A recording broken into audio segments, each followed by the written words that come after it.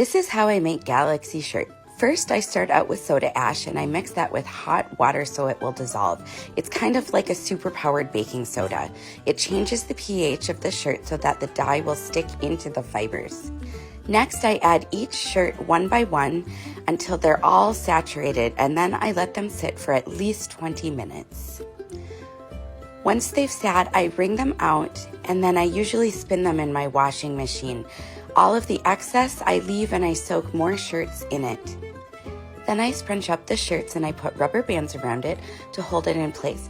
Don't worry about the little bit of dye that's on the table that probably got onto the shirt. It'll get dyed out. I go through a lot of rubber bands with this, but I always reuse my rubber bands until they break.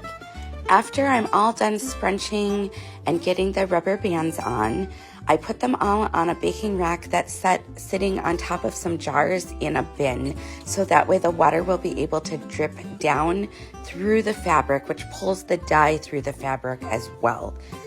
I can dye in the muck, it just kind of depends what mood I'm in. Then I add powdered dye, and by the way, I'm wearing a mask because you do not want this stuff in your lungs. I've got some powdered pink and some hot pink on there, and now I'm adding some midnight blue, which I love on the Galaxy shirts. It's such a great blue, and it really responds well when I sprinkle the bleach on it to make the stars. I actually ran out of the midnight blue, but I had some cobalt blue, so we're going to use that.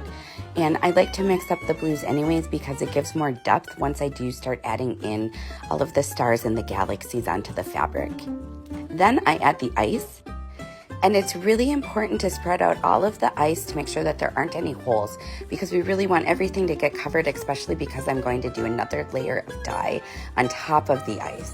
One area I have to be really careful of are the corners, because sometimes the ice likes to do funny things, and I want to make sure that the dye gets everywhere on the fabric.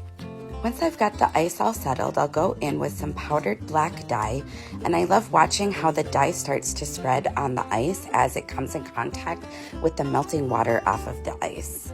As the ice melts, it'll pull the dye down into the fabric also, and then it will drip down into the bin.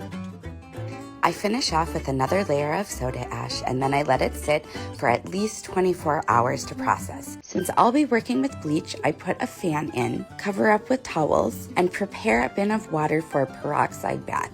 I use a mixture of water and bleach, and I also use various brushes. Each brush has a different effect, and I'm really particular about which one I use on which part of the shirt.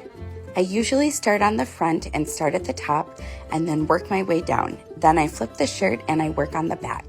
Once the last bit of bleach has processed for at least 10 minutes, I put it into a peroxide bath. This step is super important. Don't skip this step. This step neutralizes the bleach and prevents fiber damage from the bleach. Also, check out that fizz action. I love the fizz action. Next, I'll rinse, wash with textile detergent, and then dry.